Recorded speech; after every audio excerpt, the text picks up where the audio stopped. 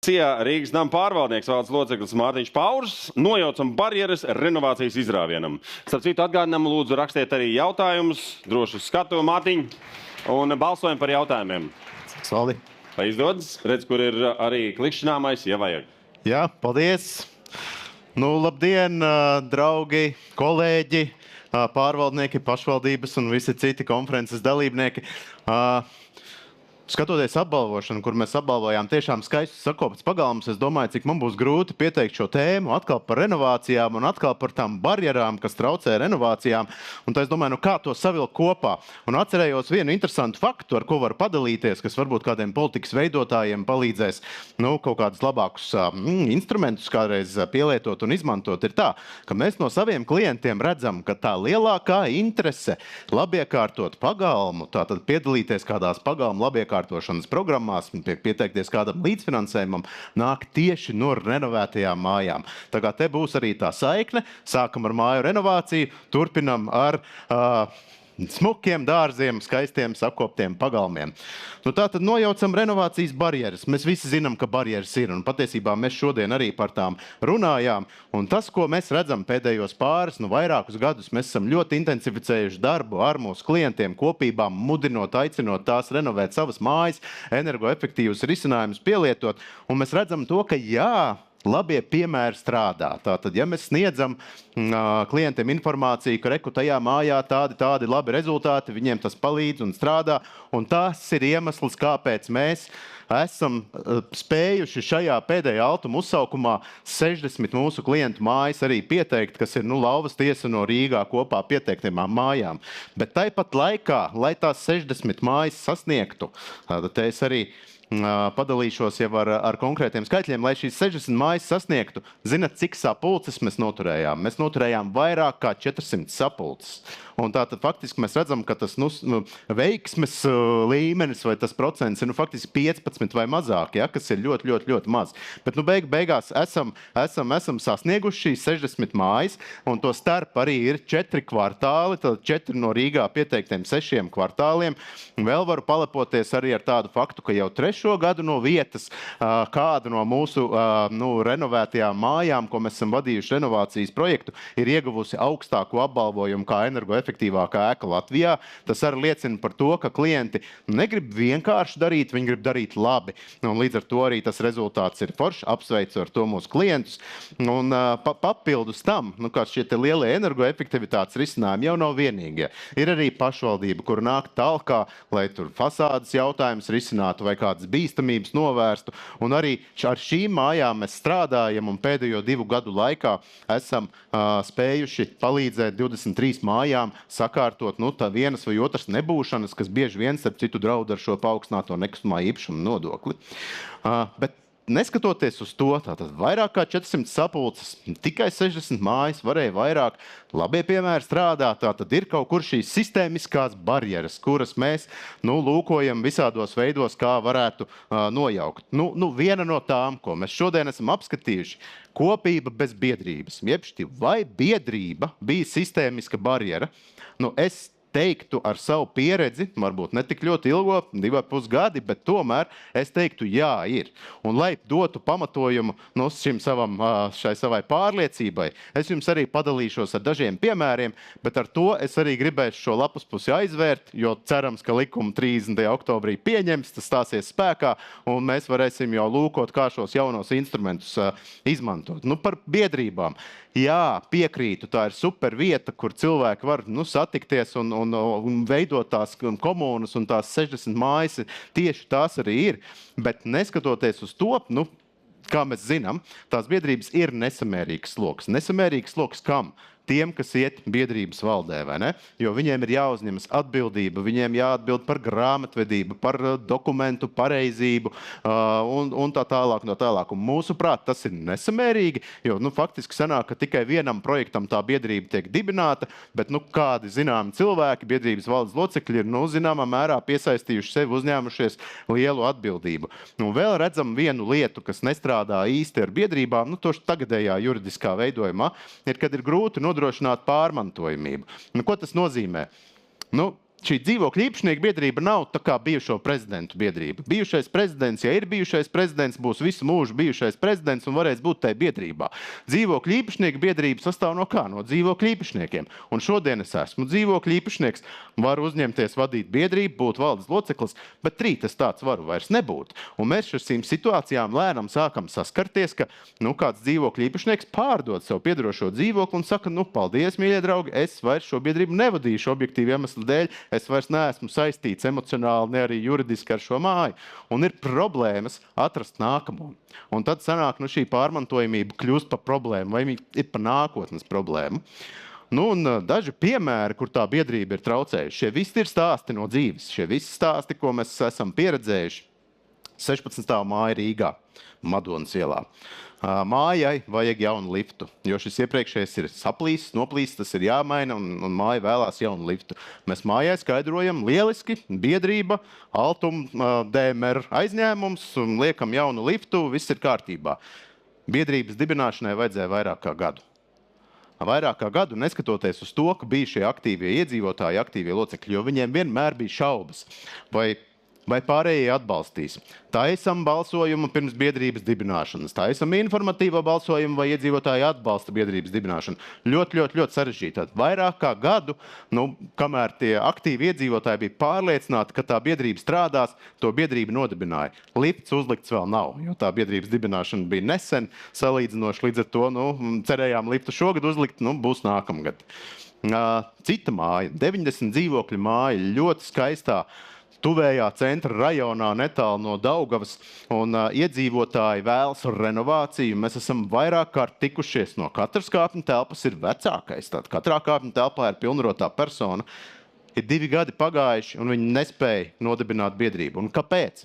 Katrs no šīm kāpņu telpu vecākiem saka, es varu būt jurists, es varu būt inženieris, es varu konsultēt grāmatvedības jautājumos, bet neviens nav gatavs uzņemties šo, patiesībā vairākus miljonus, 9 dzīvokļu māju tomēr, tātad kā 2-3 miljoni, varbūt nezinu, plus mīnus, šo atbildību slogu, tātad iet cauri visam šim procesam, ja? Vienmēr gaida uz kādu citu. Trešais piemērs.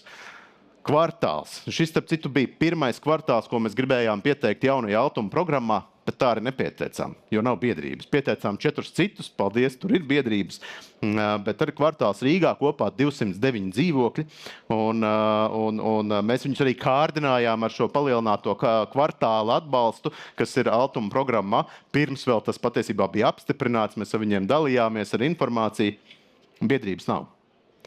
Tad es gribu teikt, ka šie jaunie likuma grozījumi, ka kopības pielīdzinās, tātad kopībām būs reģistrācijas numuri, viss tas, ko stāstīja Mārtiņš Čauders, un paldies viņam par milzīgo ieguldījumu šī likuma arī tapšanā un virzīšanā. Es ceru, ka šo atrisinās. Un jaunajā Altuma uzsaukumā, cerams, ka tāds būs, mēs varēsim pieteikt gan šo kvartālu, gan arī iepriekšo māju, gan daudzas citas. Bet šī ir aizvaramā lapas puse. Šo mēs aizvaram, to mēs esam atrisinājuši. Skatāmies nākotnē, kā izmantot. Un ir viena lapas puse, ko es vēlētos atvērt, par kuru mēs esam publiski sākuši runāt un aicinājuši arī iesaistītās puses pievērsties šim. Tātad tas ir tāda lieta kā de minimis. Kas ir de minimis? Tā ir tāds termins, viņš izriet no valsts atbalsta komercdarbībai. Ja? Tātad valsts atbalsta komercdarbībai. Un man jautājums, kāds no klātesošiem ir startējuši kādās atbalsta programmās Altuma vai pašvaldības, un vai zinat, kāds ir pildījis šīs de minimis anketas? Jā, es jau redzu vismaz dažas rokas, ja? Ir pildīt šīs de minimis anketas, un tās ir jāpilda tiem, kas veic saimniecisko darbību. Tātad, ja dzīvoklis pieder uzņēmumam, vai ja dzīvokļa īpašnieks veic saimniecisko darbību, tad ir šis jāpilda. Mums projektu vadītāji, kas strādā ar mājām, ziņo atpakaļ, ka tas ir ļoti grūti, un cilvēki nesaprot, nesaprot, un liekas, ka tas ir nesamērīgs sloks, un atsakās pildīt, rezultātā process kavējās, atbalsta apjoms tiek samazināts, rodas dažādas konflikta situācijas, tad arī mēs sākām šajā jautājumā ieskatīties un lūkojām, ko darīt. Bet pirms es varbūt nonākšu pie tā mūsu gala secinājuma, atkal padalīšos ar dažiem piemēriem. Reāliem projektiem, kas Rīgā ir realizēti. Tā tad, paveca, bet es teiktu ļoti skaista koka māja, kurai bija nepieciešama fasādes atjaunošana, dalība Rīgas atbalsta programmās. Un mājā ir apauga darbnīca, un mājā strādā kurpnieks, tad saimnieciskās darbības veicējs. Un kungs gados dokumentāciju nesaprot, nezin, kas ir de minimis, kas ir valsts atbalsta komercdarbībai, baidās parakstīt jebko, jo baidās no krāpniekiem. Mēs labi zinām, televīzijā iet reklāmas, ja? Neusticies krāpniekiem vai atpazīsti krāpniekus, tad tieši šis kungs bija šis tips. Un, lai virzītu vispār šo māju tālāk uz priekšu, mēs faktiski vērsāmies pie viņa meitas. Mēs vērsāmies pie viņa meitas, lūdzām nākt talkā, skaidrot, izskaidrot, un tad beigās mēs, protams, tikām pie šīs anketas. Mēs patērējām 3 nedēļas darba. Un teorētiski projekts varēja arī nokavēt iesniegšanas termiņu un netapt realizēts nekad. Jautājums, vai tas ir tas rezultāts, ko mēs gribam? Cits stāsts. Čaka iela 40, es necēsīšu numuru, bet tā skaista māja Čaka ielā. Pirmajā stāvā ir arī skrituļslidu veikals, ļoti labs var ieteikt. Bet, respektīvi, viens no dzīvokļu īpašniekiem ir juridiska persona. Un tas šajā gadījumā nav tas veikaliņš apakšā, tā ir cita juridiska persona ar veikaliņu, viss bija kārtībā. Un šai juridiskai personai izrādījās daudzas saistītas citas juridiskas personas. Ja? Un te ir tas zirneklis uzzīmēts apakšā no firmām LV paņemts, tātad cik tur daudz ir šīs saistītās personas. Un kā jūs domājat, par katru no šim dzīvokļu īpašniekam vajadzēja pildīt šīs de minimis anketas? Un, protams, sākumā bija liela pretestība, caur lielu lūkšanos un skaidrošanu, tad tomēr šis uzņēmums saņēmās, aizpildīja un projektu spējām iesniegt un fasādi sakārtot, bet atkal jau projekta iesniegšana kavējās par mēnesi, vairāk kā mēnesi. Un kur ir tā, it kā liekas kavējas, bet tas ir ļoti būtiski, jo šie projekta iesniegšanas termiņi ir iekalti akmenī, viņus nedrīkst pārkāpt.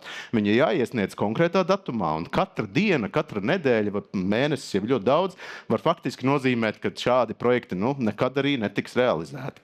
Trešais stāsts. Gribās liet arī par šo krokodila asaras, skaista māja, redzat to nošatslēgu, ja? Un atrodas tieši pretī, ja nemaldos, pat šeit Rīgas modes mājām, ja es pareizi saprotu. Un izrādījās, ka visi šīs mājas dzīvokļu īpašnieki, pats centrs, māja skaista, lepnā prestižā vietā, ir saimnieciskās darbības veicēji. Un kāda tad ir viņu saimnieciskā darbība? Viņi visi izīrē sev piederošus dzīvokļus kādā citā mājā. Tātad viņiem pieder vēl kāds dzīvoklis kaut kur citur, ko viņi izīrē, un viņi kļūst par saimnieciskās darbības veicējiem, un viņiem jāpilda šīs de minimis anketas. Rezultātā daļa nesaprata, neiesniedza, daļa saprata, iesniedza, bet faktiski viss rezultējās ar to, ka numur 1 projekts, protams, iesniegšana atkal jau aizkavējās, bija ļoti augsts risks to nerealizēt, un otra lieta, finansējums tika samazināts. No sākotnēji plānotāja 20 pāri 1000 eiro, beigās šis finansējuma apjoms tika piešķirts 6000 eiro. Kas būsim godīgi, šāda izmēra mājai, šāda izmēra fasādei, kā mēs arī redzam šeit uz ekrāna, patiesībā ir gaužām maz. Beigās jau varēja iztikt arī bez tiem 6000 un, kā saka, realizēt to projektu vienkārši par savu naudu un neiet cauri visam šim diezgan smagnējam procesam. Un pēdējais stāsts. Atkal, man liekas, ar iegūto energoefektīvākās mājas balvu šogad, bet mājā pirmajā stāvā ir veikaliņš, maziņš veikaliņš, un telpas pieder fiziskai personai, bet tā ir izīrējusi tam veikaliņam, un tas veikalnieks iebilst renovācijai kā tādai. Tātad viņš ir, kā mēs sakam, tas saucamais heiteris, kurš saka, renovēt nevajag, ir labi kā ir, tur aplipinās ar vati, viss spēlēs, viņš, kā saka, bija no šiem un nepilda šo de minimis anketu. Un pārējie dzīvokļu īpašnieki, tā kā jau sāk veidoties konflikta situācija, kam vajadzētu sekt to atbalsta daļu, kas tiek samazināta tādēļ, ka viņš neiesniedz šo de minimis anketu. Mēs iesaistamies konflikta situācijas risināšanā, daram, ko varam, organizējam pārunas, beigās dabonam arī šo de minimis anketu tomēr parakstītu, jo tas spiediens uz šo veikalnieku bija pārāk ilgs, un jau atkal tas prasīja mēnesi. Jautājums, kāpēc? Vai mēs nevaram nākamgad atvērt šo de minimis lapas pusi? Ja vienu aizvaram, atveram nākamgad de minimis lapas pusi, atrasinam to, lai nākamā gada konferencē varam aizvērt arī de minimis lapas pusi. Nu, un tas ir risinājums. Nu, mēs vērsāmies, saprotot, ka šeit ir problēma. Vērsāmies pie advokātu biroja. Zvērnāt advokātu birojas Kobalt un lūdzām viņiem dot savu vērtējumu. Tad ir vai nav šis valsts sniegtais atbalsts vai pašvaldības sniegtais atbalsts vispār valsts atbalsts komercdarbībai, pat ja mājā kāds dzīvoklis pieder saimnieciskās darbības veicējiem. Un viņi veica diezgan skrupulozu izpēti, un te ir viņu galvenais secinājums, ka finansējums dzīvojamās mājas kopīpašuma elementu uzlabošanai, tātad jumti, fasādes, energoefektivitāte, nav valsts atbalsts. Jo šis pasākums nav selektīvs. Jo izrādās, lai būtu valsts atbalsts, ir jāatbilst 4 dažādiem kritērijiem, un selektivitāte ir viens no tiem. Un ja šis atbalsts nav selektīvs, tas pieejams visām mājām, tas nav valsts atbalsts. Rezultātā vispār nav šis de minimis pat jāskaita. Viņi pat nekādas anketas nav jāpilda. Nu, ar šo secinājumu arī savu prezentāciju noslēdzu. Atveram jaunu lapas pusi nākamgad un turpinam nojaukt barjeras renovācijai. Paldies! Paldies! Paldies! Ļoti jaudīga prezentācija. Paldies, Pārkungs. Jautājums uzreiz, vai mājas ar parādiem veci, neesošo īpašnieku parādiem var pieteikties renovācijai? Jā, var. Tādēļ, ka viens no kritērijiem, tātad šai atbalsta sniegšanai, vismaz no Altuma puses, protams, katrs atbalsta sniedzējs savus kritērijus izvirz, bet Altuma kā lielākais ir par mājas maksāšanas disciplīnu pēdējo 12 mēnešu laikā. Tā līdz ar to, ja kāds vecs dzīvokļa īpašnieks, kurš varbūt vairs nav dzīvokļa īpašnieks, 10 gadus atpakaļ ir uztaisījis parādu, tad to īsti neskaitīs iekšā tajos atbalsta sniegšanas kritērijos, bet pēdējie 12 mēneši gan ir svarīgi.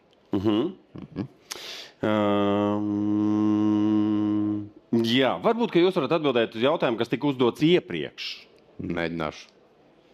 Kā dzīvokļa īpašnieku kopību sastāvā iekļaujas pašvaldība, ja tai pieder dzīvokļa īpašums dzīvojamā mājā, piemēram, attiecībā uz renovācijas izmaksām un tā tālāk? Varbūt, ka ir kāda ideja. Paldies, ļoti āķīgs jautājums, un es arī skatos pašvaldības virzienā, lai viņi man vai nu māja galva vai māja nē. Bet es mēģināšu improvizēt. Tātad pēc būtības ir tā, mana atbilde ir tāda, ka pašvaldība kā dzīvokļa īpašnieks ir daļa no kopības. Un kopībā ikvienam dzīvokļa īpašniekam ir vienādas tiesības un vienādi pienākumi. Tai skaitā arī sekt tātad šīs mājas uzlabošanas izmaksas. Ja?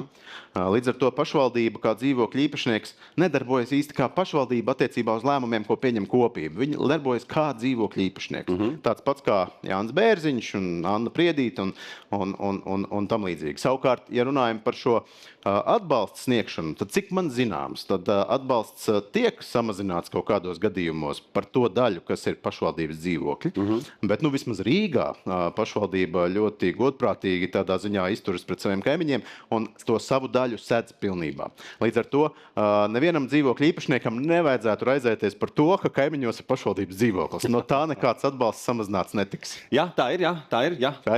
Pašvaldība māja ar galvu. Paldies, Pārkungs, aplausi. Paldies.